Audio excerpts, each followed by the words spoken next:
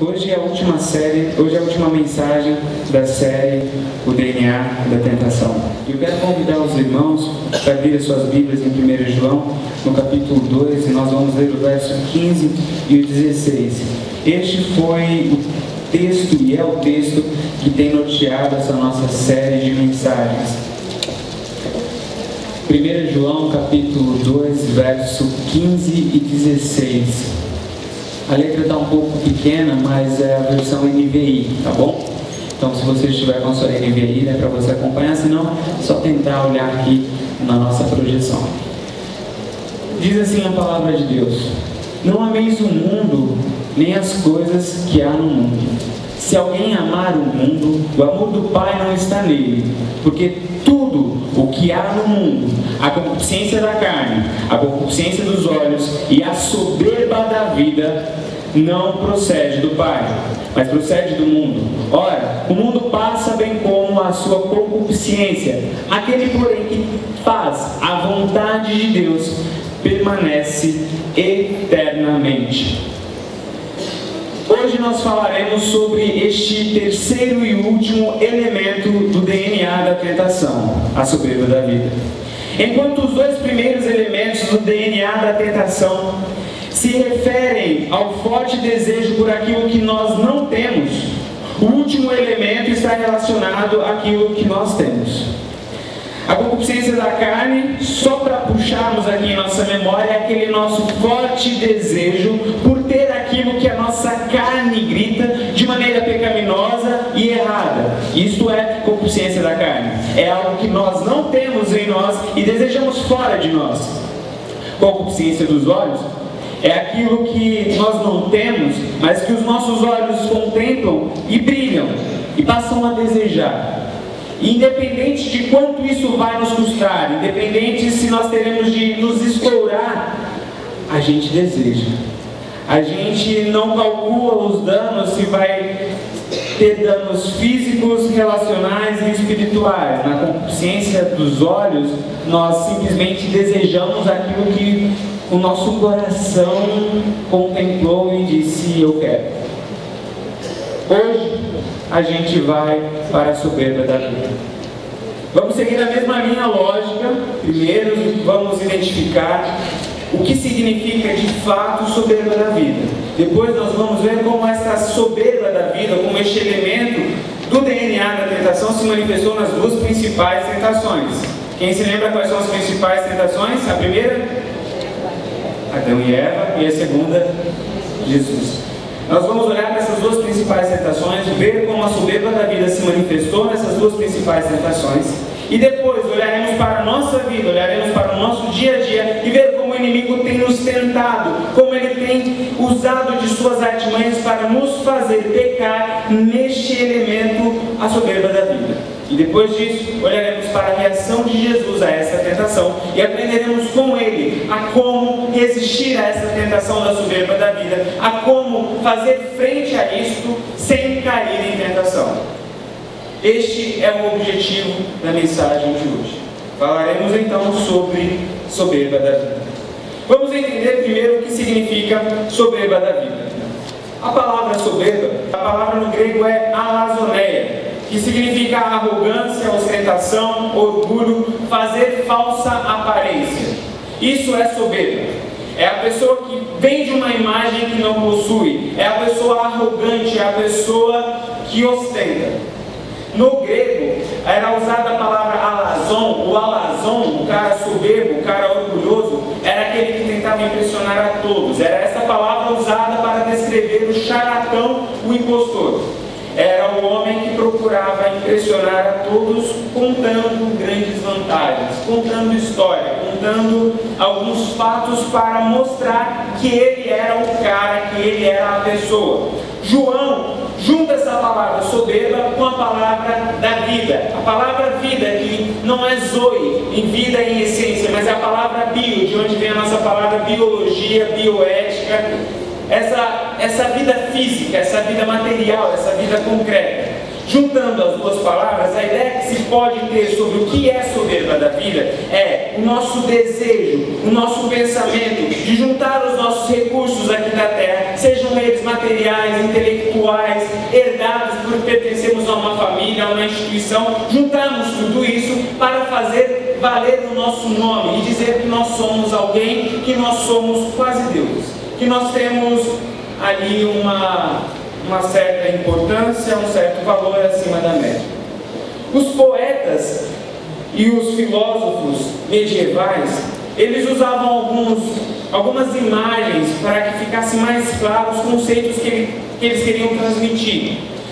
Para que as pessoas conseguissem entender quem era este soberbo, a figura escolhida por estes poetas, pelos filósofos e pelos artistas medievais foi o pavão. E o que é o pavão? O pavão é um bicho que tem mais ou menos o tamanho, um pouquinho maior que uma galinha, que um peru, mas que quando ele vê alguém, ele abre suas pernas e fica quase do tamanho de um cavalo. Esse é o pavão. Esse é o soberbo. É aquele que não é, mas quer ser e quer aparentar que é. É alguém que é do tamanho de uma galinha, mas que pensa que é cavalo. E quando a gente olha para este cenário que João apresenta, a definição que a gente pode mais ou menos ter aqui sobre o soberbo da vida, que a soberba da vida são todos aqueles pensamentos e comportamentos arrogantes, orgulhosos, derivados de elementos aqui da terra, que têm como objetivo impressionar os outros, por entender-se superior aos que estão à nossa volta. Alguns estudiosos vão chamar essa ostentação, chamar a soberba da vida de ostentação pretensiosa. É o desejo de brilhar e ofuscar o outro.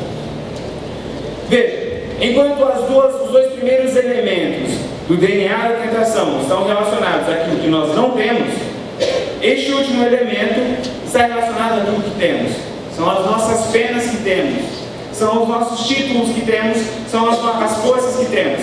Portanto, enquanto os dois primeiros elementos do DNA da tentação atacam os nossos pontos fracos, este último elemento ataca o nosso ponto forte. É por isso que Dorothy Sayers chama a soberba da vida como o pecado da nobreza. Em síntese, a soberba da vida é isso aqui. É mostrar, por meio daquilo que temos aqui na terra, que nós somos mais do que os outros. Que nós somos deuses. Isso é soberba da vida. Quando nós olhamos para a tentação de Eva, nós vemos isso de maneira muito clara. Voltando lá para Gênesis, depois de termos compreendido o que é soberba da vida, que é este desejo de nos montarmos deuses, de nos parecermos, de nos apresentarmos como deuses, de ter o controle, de ter o poder, de ter a força, de receber os louvores para nós, de mostrar para os outros que estamos acima deles. Vamos olhar agora para Eva e ver como o inimigo, como a serpente, usou deste recurso para fazer com que Adão e Eva caíssem em tentação. Gênesis capítulo 3, verso 6, diz o seguinte: quando a mulher viu que a árvore parecia agradável ao paladar, concupiscência da carne, e era atraente aos olhos, concupiscência dos olhos, e além disso, desejável para dela se obter o discernimento, tomou o fruto, comeu e deu ao seu marido, e comeu também. Desejável para dela se obter discernimento, soberba da vida. Talvez ao ler este versículo, à primeira vista, nós podemos chegar à conclusão que, Emmanuel, aqui nós não estamos falando de algo que Adão e Eva tinham, nós estamos falando de algo que eles não tinham, eles queriam ter o discernimento, portanto não se enquadra a soberba da vida. Pode se enquadrar a uma concupiscência da carne, porque eles desejavam ter discernimento, e aqui é uma necessidade nossa, esse desejo por conhecer, esse desejo por ter discernimento. Ou então, Emmanuel, poderia se encaixar a concupiscência dos olhos, porque eles viram algo que era muito desejável. Ter inteligência, ter a capacidade de julgar, ter a capacidade de ver o que é certo e o que é errado. Talvez a gente possa alocar isso nestes dois campos, mas não é soberba da vida. Porém, o grande problema, se nós alocarmos este pecado, esse elemento aqui da tentação de Eva, a concupiscência da carne ou a concupiscência dos olhos, a gente não consegue identificar ali um erro. Porque se entendemos que ela estava apenas querendo discernimento e inteligência, que mal há nisso. Se entendemos que não era uma necessidade, mas que era um desejo que ela tinha de conhecer, ela não estava desejando usar drogas, não estava desejando matar ninguém, não estava desejando nada que era isso, ela estava desejando um conhecimento, uma inteligência. Mas o problema é que atrás dessa tentação estava a soberba da vida de uma maneira muito descarada. Quando a gente vai no verso 5, a gente consegue ver o que está por trás deste desejo de Eva. Verso 5 do capítulo 3 de Gênesis. Olha o que está escrito lá. Vamos pegar do verso 4, que é a fala completa da serpente. E disse a serpente à mulher: com certeza não morrereis. Na verdade, Deus sabe que no dia em que comerdes deste fruto, vossos olhos se abrirão e sereis como Deus, conhecendo o bem e o mal. Não era simples o conhecimento pelo conhecimento, mas era um conhecimento para ser igual a Deus. Era um ter para ser. Tenham conhecimento e vocês serão como Deus. E a forma que você tem para ser igual a Deus, neste momento, é comer deste fruto. Veja, por trás dessa tentação que Eva estava recebendo, que Eva estava sendo exposta, estava a soberba da vida. Este desejo que nós carregamos ainda hoje de sermos deuses, de sermos superiores. E o único meio que ela tinha, o único recurso terreno que ela tinha para ostentar este poder, essa potencialidade de ser Deus, era o fruto que estava ali perante ela. Veja, isso estava presente no jardim do Éden. Eva e Adão caíram neste pecado também porque tinham dentro de si essa soberba da vida. Na verdade, ali foram expostos a isso. E a partir deste momento, toda essa soberba da vida nos toca ainda hoje. Quando a gente vai para a tentação de Jesus, nós vemos o inimigo usando a mesma estratégia. Mateus capítulo 4, versos 5 a 6. E disse, aqui o diabo dizendo a Jesus: se és o Filho de Deus, lança-te daqui para baixo, porque está escrito: aos seus anjos dará ordens e a teu respeito, e eles te sustentarão com as mãos, para que não tropeces em pedra alguma. Esta era a tentação que neste momento da história o diabo estava apresentando a Jesus. E aqui também nós vemos este traço de soberba da vida. Jesus é levado à parte mais alta do templo, se imaginando no lugar de uma grande aglomeração, no momento de maior concentração de pessoas. E neste lugar mais alto, com o maior número de pessoas, neste momento que tinha a maior concentração de pessoas naquele lugar, Jesus é levado a se imaginar saltando de uma altura que qualquer humano comum morreria, seria um suicídio. Mas que na proposta de Satanás ele não morreria. Anjos viriam do céu a favor dele, segurariam e colocariam no meio dos homens para que todos vissem que ele tinha poder. Este é um ponto que é um tanto quanto complicado, porque nós estamos falando de Jesus que é Deus. Mas nós não podemos nos esquecer que o Jesus encarnado veio nos ensinar a ser humanos, filhos de Deus, obedientes. Jesus não veio à Terra para nos ensinar a manipular Deus. Mas Jesus veio à Terra para nos ensinar a sermos seres humanos obedientes ao nosso Pai. Este era o objetivo principal. E quando nós olhamos para essa tentação, nós precisamos destacar dois pontos cruciais na tentação do diabo para Jesus aqui neste momento. Primeiro ponto, ele leva para a parte mais alta do templo, para um lugar de maior aglomeração. A soberba da vida sempre estará relacionada à grandeza, à altura, a este desejo que existe em nós de mostrarmos que somos maiores e que temos a potencialidade de superar os piores desafios que qualquer outro ser humano não conseguiria. A soberba da vida está relacionada a este ponto de mostrar que nós somos Deus. Outro elemento fundamental aqui que aparece nessa tentação é este início da tentação que o diabo diz a Jesus: se você é filho de Deus, Aqui é o outro traço dessa soberba da vida. Sempre colocará a nossa identidade em xeque. E essas nossas manifestações de mostrar as nossas penas, de mostrar os nossos recursos, nada mais é do que uma tentativa nossa de mostrar que somos acima da média, que somos melhores, que temos o controle, que temos o poder. Vemos isso sendo manifestado em momentos históricos, quando o ser humano constrói um navio e diz: nem Deus afunda. O que era aquilo? A soberba ser manifestada. Os nossos recursos nos fazem mais fortes do que Deus. Tanto Adão e Eva quanto o próprio Jesus foram expostos a este tipo de tentação, de se verem independentes da vontade e do poder de Deus. Quando nós chegamos nos nossos dias, na nossa realidade, é impressionante como a soberba da vida se manifesta nos nossos dias desde a infância. Como isso está muito ligado à nossa carne, como isso está muito ligado ao nosso DNA, como desde pequenos somos expostos a esse traço do DNA da tentação. Como que isso pode ser identificado, como isso é manifestado? Quando você vê uma criança dizendo para outra: se você é homem, você faz isso. Duvido que você consegue fazer isso aqui.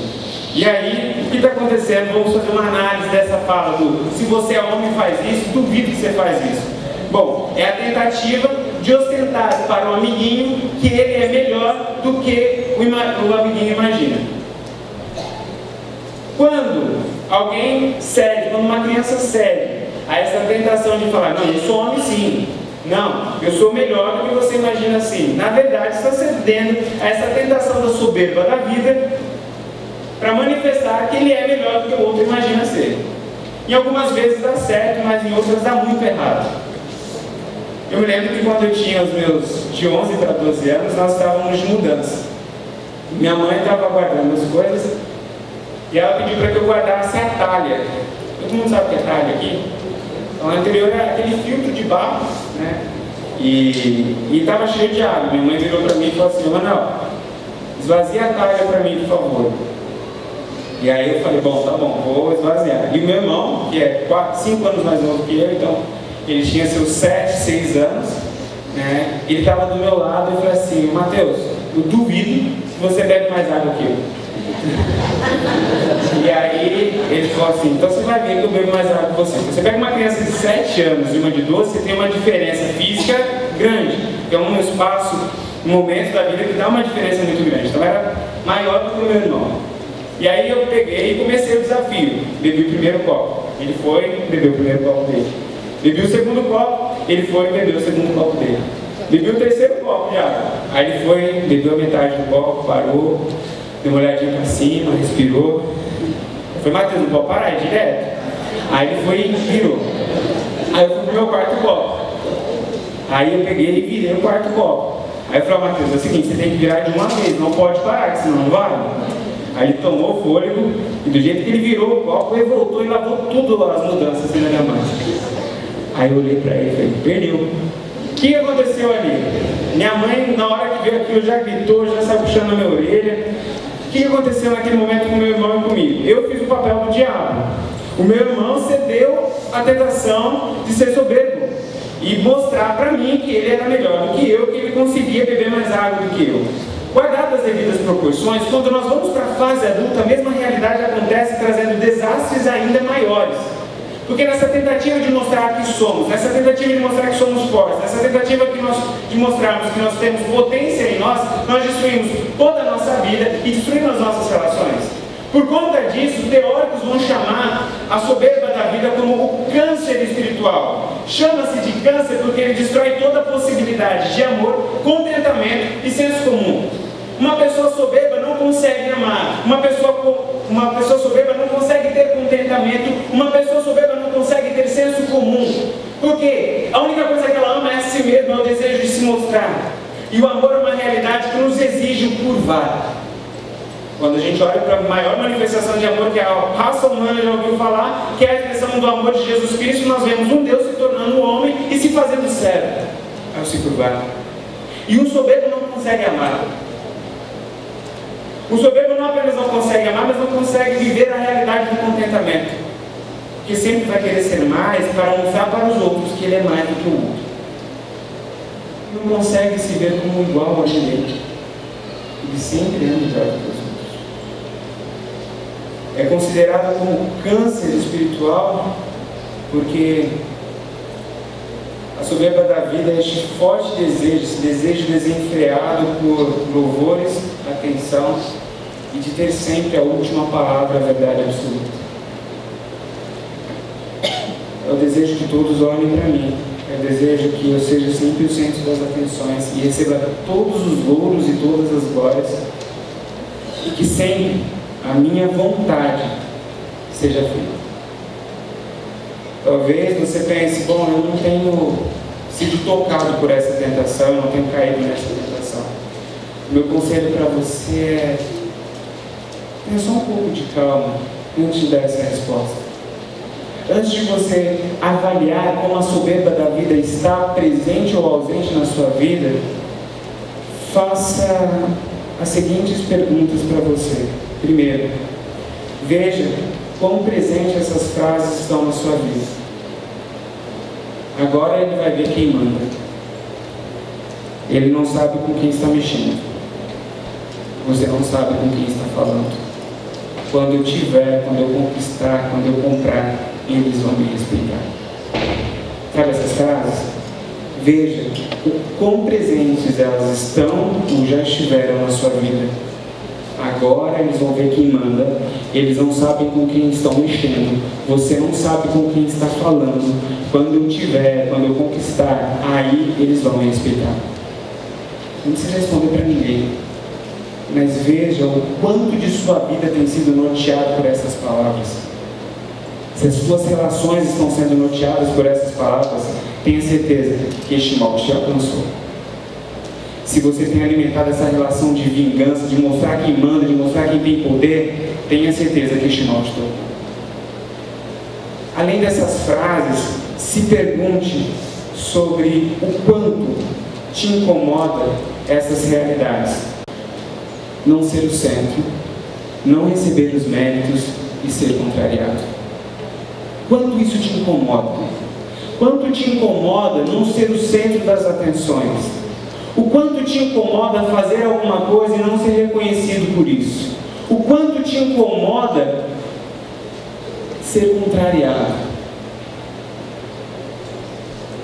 Se isso tem te incomodado muito, se isso te desestabiliza, se isso suscita em você os piores sentimentos e as piores reações, saiba que a soberba da vida te alcançou. E nós precisamos olhar e nos perguntar: como está essa nossa tentativa de sermos deuses, de aparecer e de ser o centro? Porque isso nos mata. Isso é pecado. Quando a gente olha para Jesus, a gente tem uma lição que nos ensina a como reagir a isso, a como não ser tomados por este mal, e se estivermos tomados por este mal, a como reagir. A reação de Jesus em Mateus capítulo 4, verso 7 é a seguinte: e Jesus lhe respondeu, também está escrito, não ponha à prova o seu Senhor. Na tentação, Satanás usa um texto bíblico, e ele vai dizer, está escrito, ele dará ordem aos seus anjos ao seu respeito, e com as mãos eles o segurarão para não tropeçarem. De fato, este texto está escrito na Bíblia, está lá em Salmo capítulo 91. Porém, Satanás omite uma parte muito importante. Olha como esse texto está lá no Salmo 91, verso 11 e 12. Salmo 91, verso 11 e 12. Diz o seguinte: porque ele dará ordem aos seus anjos ao teu respeito, para que te protejam em todos os teus caminhos, e eles te sustentarão nas mãos, para que não tropece em pedra alguma. A parte omitida aqui, que faz toda a diferença, é fé em todos os teus caminhos. O que o salmista está falando aqui é que o Senhor protege sim, que Ele dá ordem aos seus anjos sim, mas quando nós estamos vivenciando a realidade dos caminhos de santidade e de obediência, porque estes são os caminhos que aparecem lá no verso 9 e 10. Porque fazes o Senhor o teu refúgio e do teu Altíssimo a tua habitação. Nenhum mal te sucederá, nem praga alguma te chegará à sua tenda. São aqueles que fazem do Senhor o refúgio, são aqueles que fazem do Senhor a sua habitação. Estes sim têm a proteção na obediência do Senhor. São a estes caminhos que o Senhor abençoa, são a estes caminhos que Deus protege, porque o nosso Deus não é um Deus que abençoa a desobediência. E o que o inimigo oculta aqui nessa frase, que faz toda a diferença, é essa relação do caminho. E quando a gente olha para o texto, sem essa parte, o texto incompleto mostra um homem como o Senhor e Deus como o servo que protege. O que Satanás estava querendo vender para Jesus ali é o seguinte: você tem que mostrar para o mundo que, como ser humano, eles têm o direito de exigir de Deus, porque Deus é o servo e eles são o centro. O texto completo traz uma lógica totalmente diferente, que é: Deus é o Senhor que protege os seus servos no caminho da obediência. Isso faz toda a diferença. Por isso o Senhor Jesus vai dar essa resposta. Também está escrito: não ponha à prova o Senhor, o seu Deus. Um teólogo chamado Warren Carp diz: o diabo usará indevidamente a Escritura, confundindo a confiança em Deus com a presunção que faz de Deus um servo do desejo humano. Essa é a tentação que ele fez lá no Jardim do Éden com Adão e Eva. Essa é a tentação que ele fez para Jesus lá no Jardim do Getsemane. E essa é a tentação que ele faz para nós hoje nos nossos dias. É tentar nos confundir. E a reação de Jesus traz para nós um antídoto contra este elemento da tentação. Primeiro, não põe o Senhor à prova. O que Jesus está nos ensinando aqui? Ele está alinhando a nossa relação com Deus. Ele está dizendo: você não tem o direito de exigir nada de Deus. E nós não temos o poder de manipular a Deus. Isso precisa ficar cravado no nosso coração, porque a nossa fé não é o meio pelo qual nós obtemos de Deus aquilo que nós queremos. A nossa fé é o meio pelo qual nós submetemos a nossa vida para que Deus faça por meio de nós aquilo que Ele quer. Portanto, não ponha Deus à prova. Realinhe a tua relação com Deus. Se nós não queremos cair na soberba da vida, nós precisamos compreender quem somos, que nós somos servos de Deus, que na relação com o Pai nós estamos para servir, para louvar, para adorar. É isso que nós temos de olhar para a resposta de Deus e aprender. Como está a sua relação com Deus? Como você tem recebido as bênçãos e as dificuldades da parte de Deus?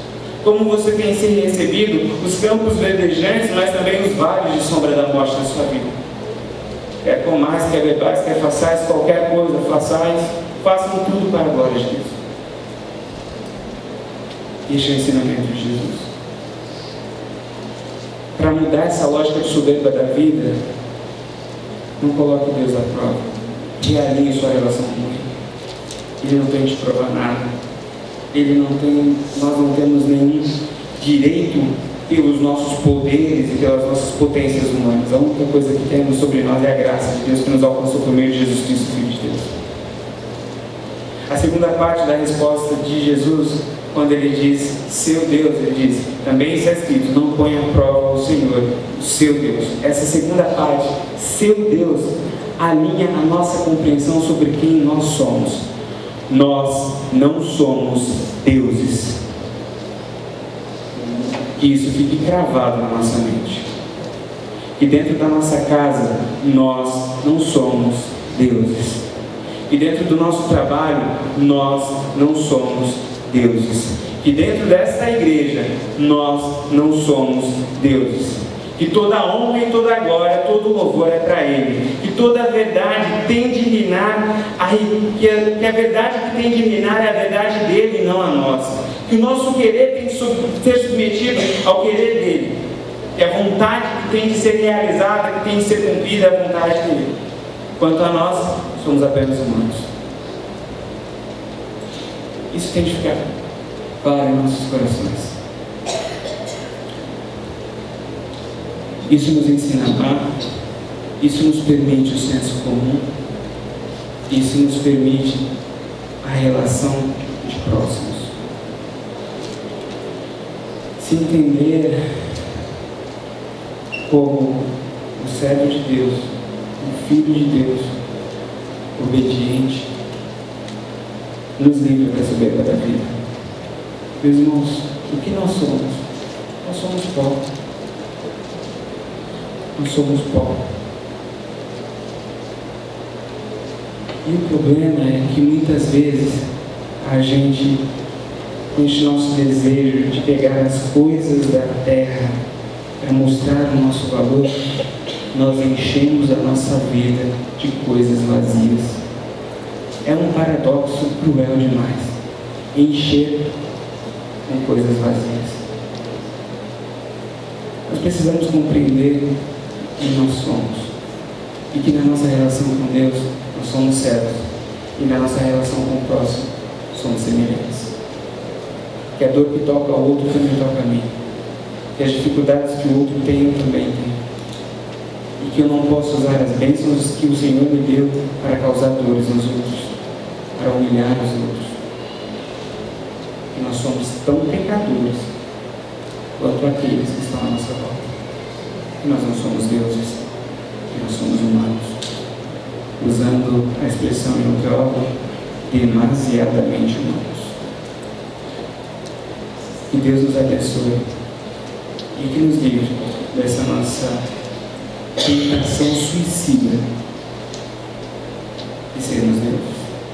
Nosso Pai, nós te pedimos perdão por todas as vezes que tentamos ocupar o seu lugar, por todas as vezes que tentamos fazer a nossa vontade quando ela era, na verdade, diferente da sua, por todas as vezes que ignoramos o teu querer sobre a nossa vida, por todas as vezes que nos irritamos e causamos dores nas outras pessoas por não ter obtido os louros, os louvores que gostaríamos de ter obtido.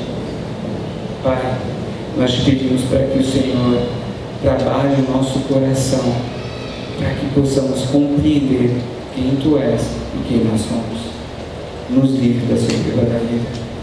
Em nome de Jesus, nos faça diferente de Adão e Eva, nos faça diferente de Lúcifer, e quis tomar teu lugar, e nos faça semelhante a Jesus Cristo, que em todo o tempo foi obediente até a morte, e morte de cruz. Em nome de Jesus, essa oração que nós te fazemos.